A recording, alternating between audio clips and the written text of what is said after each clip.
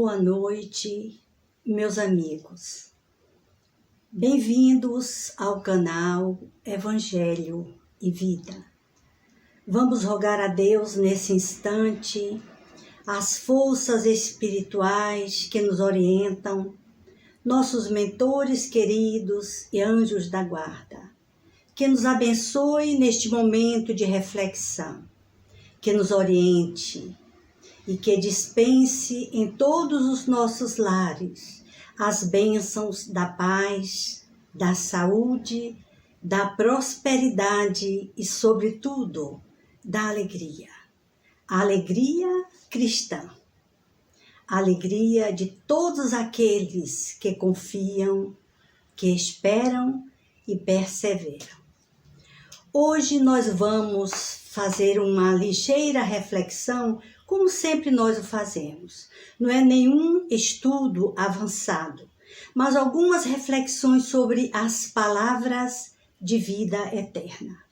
Mas o que são essas palavras de vida eterna? Nós vamos então repensar e rever a situação dos primeiros apóstolos. No caso aqui citado, nós temos uma situação em que Pedro, ele se coloca, quando Jesus fala das situações, do que vai acontecer, e que os discípulos começam a abandonar. Cita lá nos evangelhos de João que ele foi abandonado por muitos discípulos, ficando os 12, apenas os 12 que permaneceram com ele. E quando eles abandonaram, Jesus lhes perguntou: e vocês não querem ir também? E Pedro, muito sabiamente, inspirado por Deus, disse-lhe: Senhor, a quem iremos? Tu tens as palavras de vida eterna. Observem vocês que neste momento de distanciamento de uma figura, como é a figura do Cristo, como esses apóstolos não sentiram a falta desse Jesus de Nazaré, desse mestre que trouxe tantas palavras, tantos ensinamentos, que até hoje nós, na nossa humanidade terrena, seguimos, ainda que de forma imperfeita, e que nos tem ajudado muito. Então eu peguei assim alguns comentários e fui buscar em alguns estudiosos, como Emmanuel também, sobre a questão dessas palavras de vida eterna. E vocês observam que o que eu encontrei é justamente aquilo que nós estamos vendo no nosso dia a dia. Emprego de palavras sem pensarmos nas consequências das nossas mentes, da nossa influenciação naqueles nossos irmãos que nos acompanham. Estamos usando palavras que não são verdadeiras, que não são mensagens crísticas e que não condizem com o amor nem com a justiça divina. Estas palavras prejudicam muito. Então vamos ver aqui, eu trouxe para que a gente pudesse refletir. Estou aqui com o Evangelho, qualquer coisa a gente faz a citação. Então ele diz: palavras de vida eterna que foram proferidas por Jesus, porque são eternas, porque o tempo não pode apagar.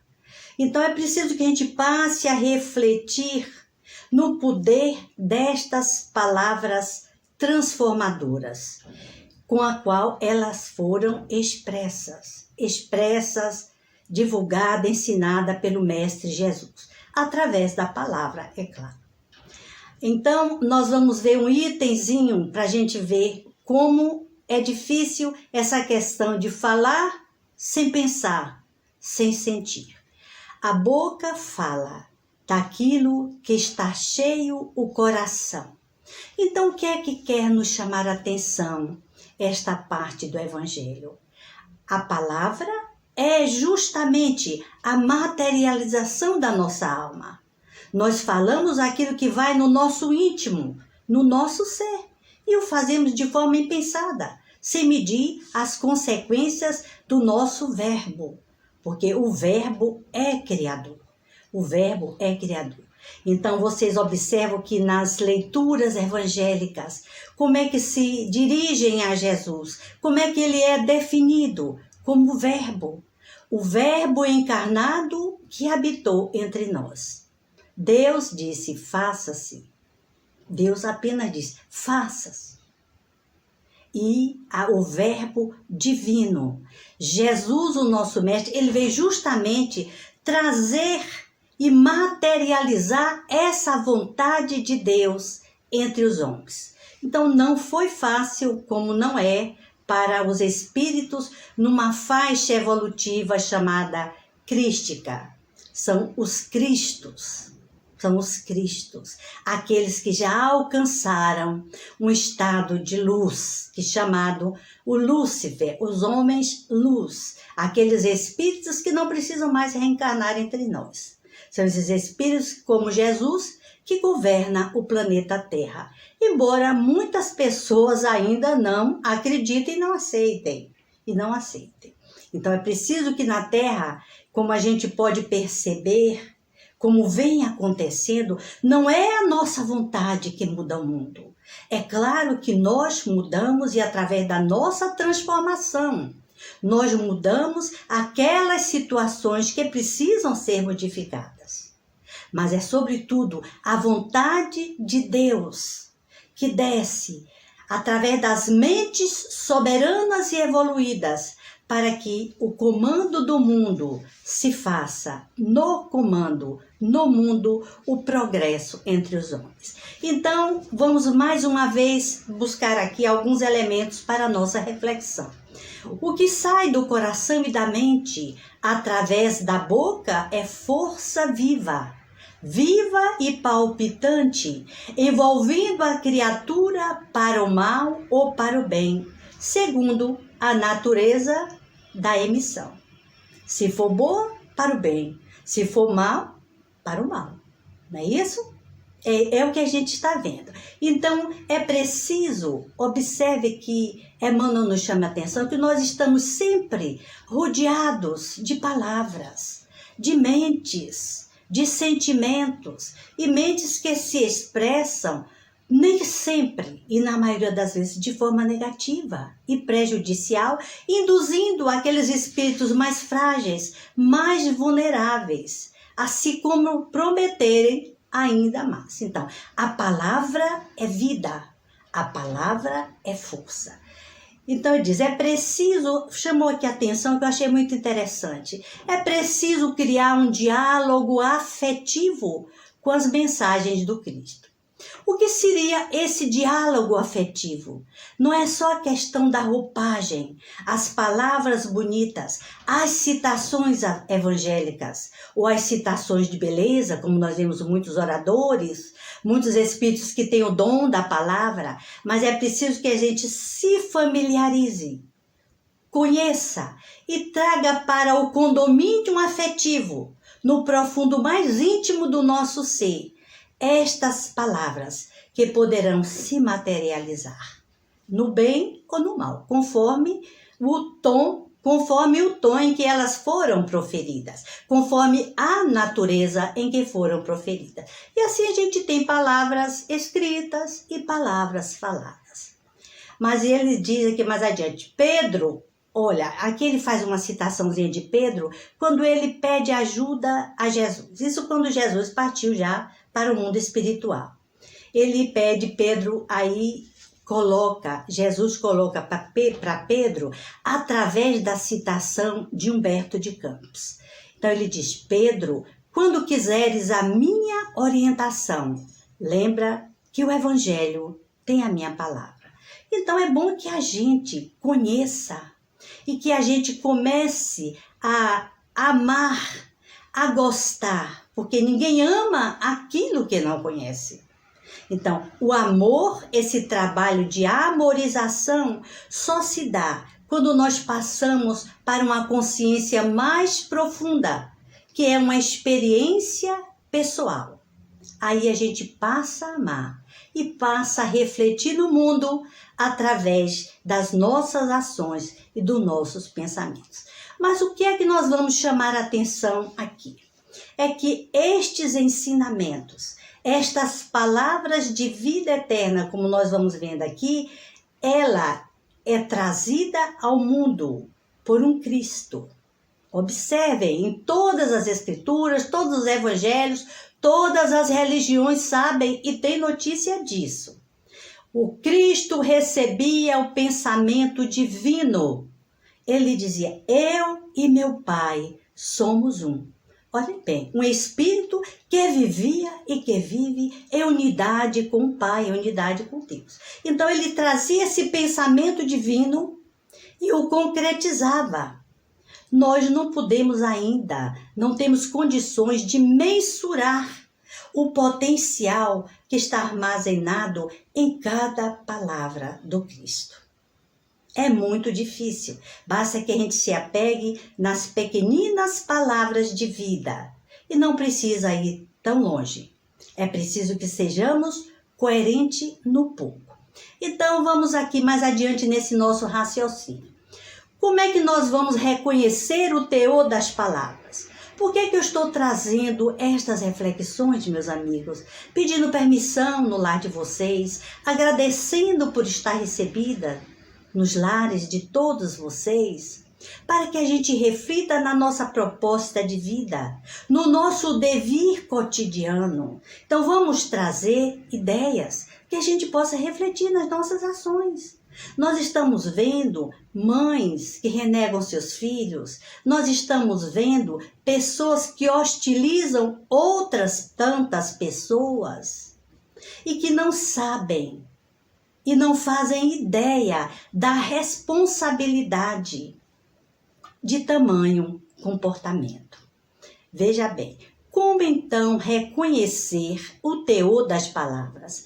Aí Emmanuel diz, as palavras se rodeiam-te em todas as fases da luta e em todos os ângulos do caminho. Frases respeitáveis que se referem aos teus desejos.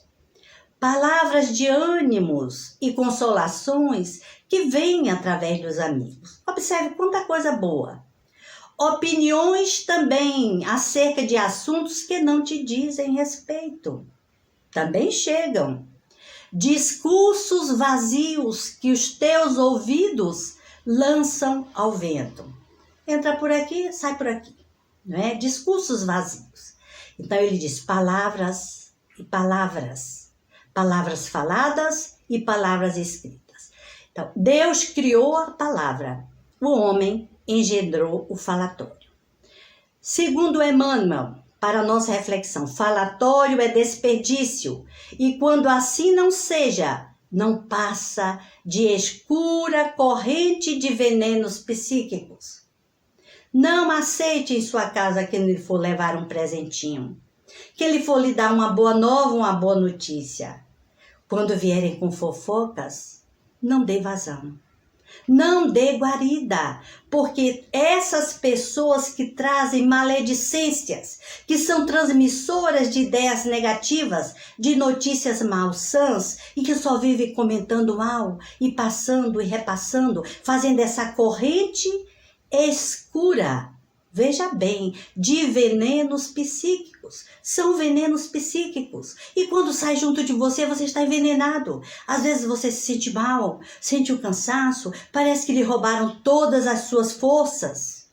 São pessoas que não vêm para enriquecer, não vêm para acalentar, não vêm para renovar. Vamos dizer não. Não vamos acalentar. Então ele diz, ameaçando espíritos valorosos e comunidades inteiras. É o que a fofoca faz. Maledicência faz. Inclusive levando até a morte.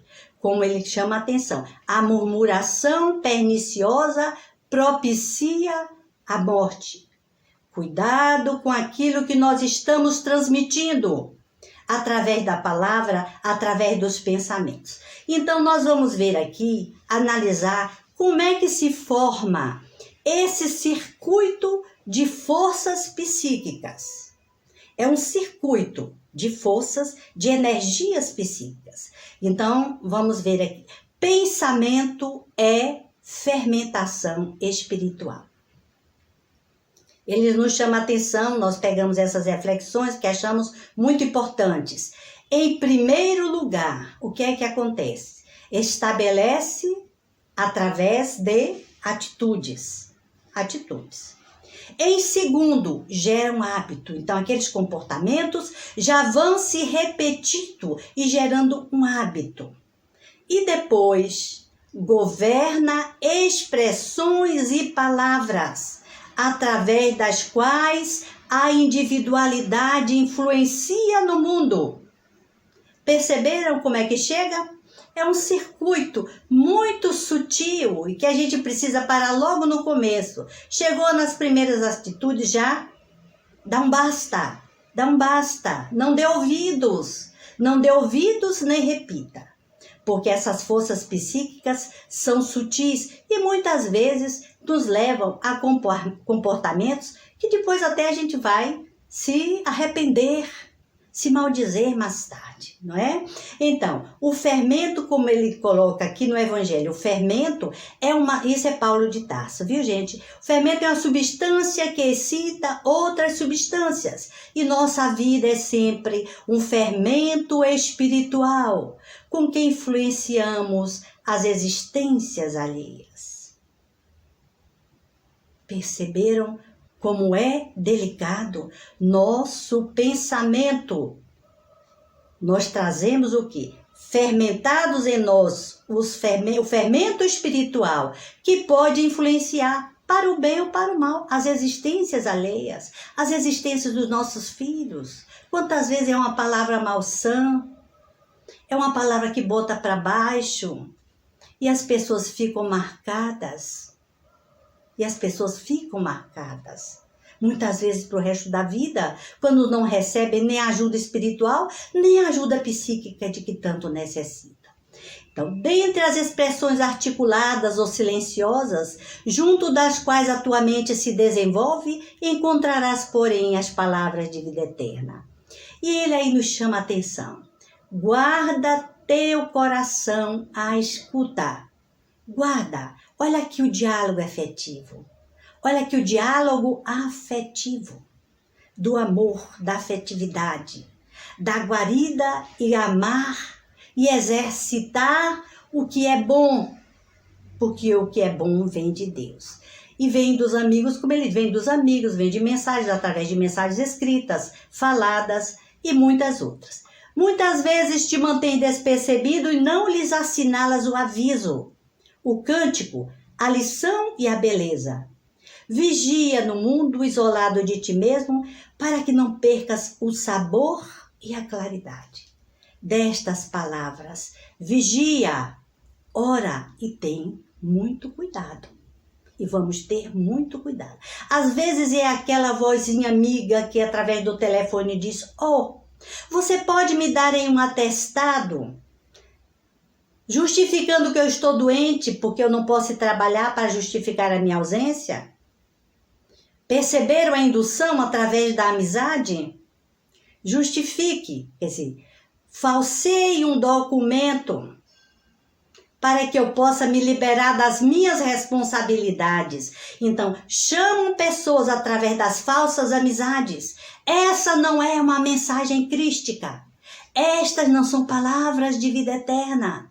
Vamos estar atentos, vamos estar muito atentos. Certa vez uma amiga minha conhecida, ela me disse que ia se ocupar numa tarde, é uma pessoa que tem conhecimentos médicos, científicos, e que ia levar uns amigos no hospital, e estava justificando não sei o que é lá. E disse: "Olha, eu vou levar esse casalzinho jovem, porque eles vão para uma clínica e vão fazer um aborto.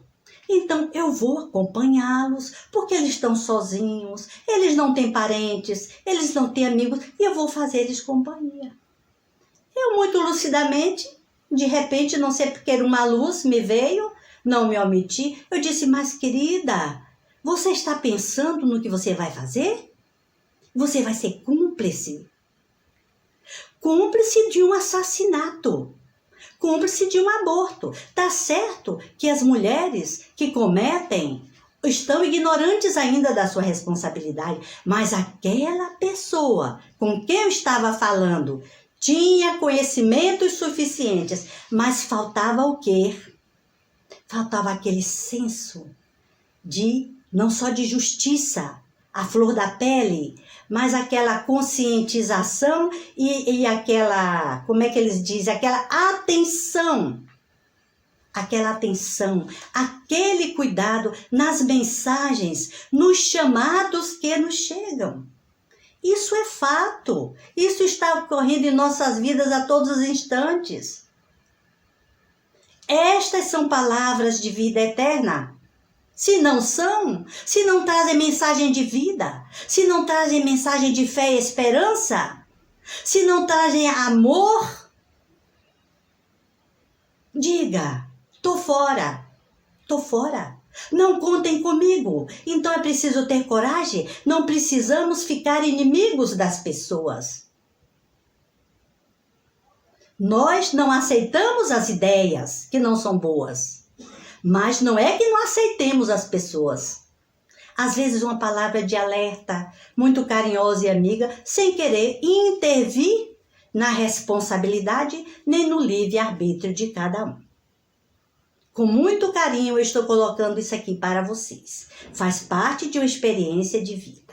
Então, quais são as palavras de vida eterna? Dizem os orientadores espirituais. Elas, como é que nós vamos conhecer?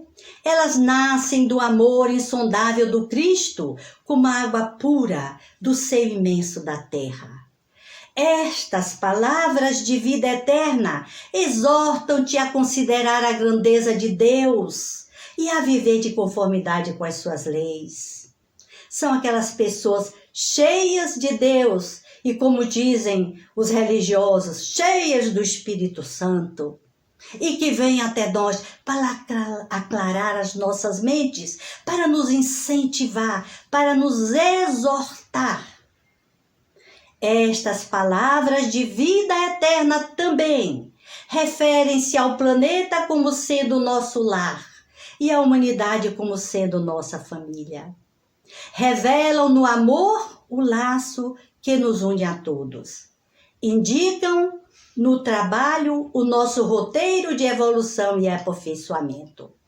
Por que então podemos considerá-las, trazê-las para o nosso âmbito doméstico, pessoal, para a nossa vivência cotidiana, sem exageros, sem falsas falácias, né? Sem o brilho dos discursos, mas com coerência, com firmeza e com bondade. E, sobretudo, com responsabilidade. O que é que nós estamos trocando? O que é que nós estamos trocando? Por que que essas palavras são palavras de vida eterna? Porque desceram os horizontes divinos da vida e ensina-nos a levantar os olhos para o mais alto e para o mais além. Palavras, palavras. São palavras. Agora esqueça aquelas que te incitam à inutilidade. Ah, você não serve para nada. Às vezes vem até com uma intuição, tô com um pensamento ruim, dizendo que eu sou imprestável, que eu sou preguiçoso, que eu não sirvo para nada. Ou até através de mentes mesmo encarnadas que verbalizam. Por que você não morre, hein? Você não tem coragem de morrer? Já vi testemunhos assim. Por que você não deixa a vida? Se você não faz nada, isto é palavra de vida eterna? Então é preciso se escandalizar diante de tamanha atitude criminosa. São atitudes criminosas. E precisamos estar atentas e alerta e dizer não. Apenas diz nos orientadores espirituais, aqueles que estudam e que sabem muito mais que nós, que já caminharam muito mais do que todos nós. Retém contigo as palavras de vida eterna, porque são santificadoras do espírito. na experiência de cada dia e, sobretudo, o nosso seguro apoio mental nas horas difíceis das grandes renovações e, eu diria, das grandes provações. Este é o momento que nós precisamos de palavra de vida eterna. Como nunca precisamos na vida, precisamos do Cristo para poder recordar a boa nova, com esperança, com fé, com equilíbrio e serenidade, fazendo a nossa parte e nos entregando nas mãos de Deus. Então eu trouxe aqui para nós hoje algumas palavras de vida eterna que estão encerradas na oração que o Cristo nos ensinou. Este que nos ensinou esta oração, que é denominada a oração do Senhor, foi enviado de Deus e é o enviado do Pai. Então, olhe que mensagem. Observem todos os dias que nós fizermos uma mensagem que evidencia nossa relação com Deus, estabelecendo a lei do amor, que é a lei divina. O amor ao próximo, o amor a si mesmo, o amor a todas as criaturas, em todos os níveis conscienciais do planeta Terra, materiais e imateriais. Então, disse-nos Jesus, quando os apóstolos, ele terminava o Sermão do Monte, ele disse tudo aquilo que está lá escrito no desafio que é a subida, a elevação do monte, da montanha, da perfeição, do progresso, da felicidade. Jesus disse aos apóstolos, ainda carentes, saudosos, desconfiados, inseguros, totalmente inseguros. Senhor, ensina-nos a orar. E ele disse, quando quiseres orar, entra no teu aposento. Não é para fazer um discurso, não é para fazer uma falatória. Entra no teu aposento, lá no íntimo, na tua consciência. E conversa com Deus. E conversa com Ele em segredo. E teu Pai, que te ouve em segredo, te atenderá. Será que nós temos condições de despertar para essa realidade, de colocar as nossas vivências, aquilo que nós não colocaríamos para ninguém? Quando muitas vezes a gente pede ao Pai, Senhor, não permita que ele vá agora. Eu não posso perder fulaninho, beltrano ou ciclano. Eu já não aguento mais vê-lo sofrer, Senhor. Leva deste mundo. Mas esta é a sua vontade. Porque neste momento, o que é que nós queremos? É nos livrar de um sofrimento. Não é liberar o outro do sofrimento e da dor. É porque não aguentamos mais sofrer e dizemos de uma forma egoísta, faz com que ele não sofra para que eu não sofra também. Esta é a vontade de Deus na consciência daquele para quem nós estamos pedindo? Olha os cuidados no momento da prece. Vamos pedir aquilo que nós desejamos em sã consciência. O que nós precisamos. E não nos ter vergonha de falar para Deus. Ninguém vai escutar. Ninguém vai escutar. Só você e sua consciência. Então disse-nos Jesus, Pai nosso que estás nos céus. Pai de todos, sem distinção. Olha aqui, Pai, colocando-os no instituto sagrado da família universal. Não estamos sós, somos todos irmãos. O Pai não é só meu, olha a nossa responsabilidade. O Pai é nosso, a justiça e o amor é para todos, em igualdade, em solidariedade. Então, a paternidade divina aqui vem estabelecendo toda a graça, que estás nos céus, que está no mesmo, que não está no mesmo plano em que eu estou. Estás nas moradas celestes. O Pai está nas moradas celestes. santificado seja o vosso nome, pois tudo revela o vosso poder e a vossa glória, e a vossa vontade também. Santificado, santo é o Senhor, como dizem os anjos. Hosana nas alturas, bendito aquele que vem em nome do Senhor. Vamos observar essas palavras que não foram em vão. Venha a nós o vosso reino, Senhor. O vosso reino de paz, de justiça, de amor, de caridade, porque o reinado das vossas leis é o império das leis divinas, que será vosso, o reino na terra.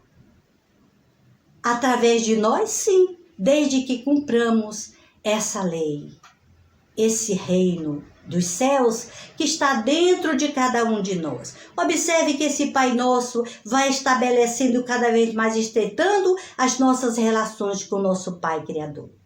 Seja feita a vossa vontade, assim na terra como nos céus.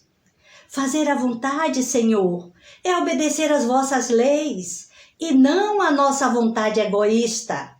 Não é o que eu quero, que eu penso, que é certo, que é correto. Então é preciso que nesse momento passemos a nos submeter aos decretos divinos, que é a lei de justiça, de amor e de caridade. Vamos nos entregar para Deus guiar a nossa vida em todos os mundos e dimensões e planetas, e universos e mais universos, e universos e mais universos. O pão nosso de cada dia nos dai hoje. Dai-nos também o alimento espiritual, porque deste alimento nós precisamos todo dia. Por que dai-nos hoje? Porque todo dia renovando esta alimentação espiritual, para garantir a nossa inteireza moral, espiritual e de amor aqui na terra entre os homens. Perdoai nossas dívidas como nós perdoamos àqueles que nos devem. Algumas citações dizem: perdoai as nossas ofensas como nós perdoamos àqueles que nos ofenderam. Já está dizendo tudo. Peço perdão a Deus dos erros que cometi, porque nós não temos autoridade para perdoar ninguém. Que vai exercer a sua misericórdia é Deus, porque quando nós pecamos, entre aspas, quando nós praticamos coisas erradas, nós estamos o quê? Contrariando uma lei divina. Então vamos pedir a Deus a misericórdia, para que nós possamos nos libertar do mal e resistir às sugestões do mal. Olha aqui, lança sobre nós a tua misericórdia, Senhor, e não nos deixes cair em tentação, mas livrai-nos do mal. Dai-nos, meu Deus, a força para resistir às sugestões do mal e daqueles que se aproveitam das nossas fraquezas e tentam nos desviar do caminho do bem. Que assim seja para todo o sempre. Obrigada, gratidão a todos vocês. Oração diante da palavra. Senhor, deste-me a palavra por semente de luz. Auxilia-me a cultivá-la. Não me permitas envolvê-la na sombra que projeto. Ensina-me a falar para que se faça o melhor. Ajuda-me a lembrar o que deve ser dito e a lavar da memória tudo aquilo que a tua bondade espera se lance no esquecimento. Onde a irritação me procure, induze-me ao silêncio, e onde lavre o incêndio da incompreensão ou do ódio, Dá que eu pronuncie a frase calmante que possa apagar o fogo da ira. Em qualquer conversação, inspira-me o conceito certo que se ajuste à edificação do bem no momento exato e faz-me vigilante para que o mal não me use em louvor da perturbação. Não me deixes emudecer diante da verdade, mas conserva-me em tua prudência, a fim de que eu saiba dosar a verdade em amor, para que a compaixão e a esperança não esmoreçam perto de mim.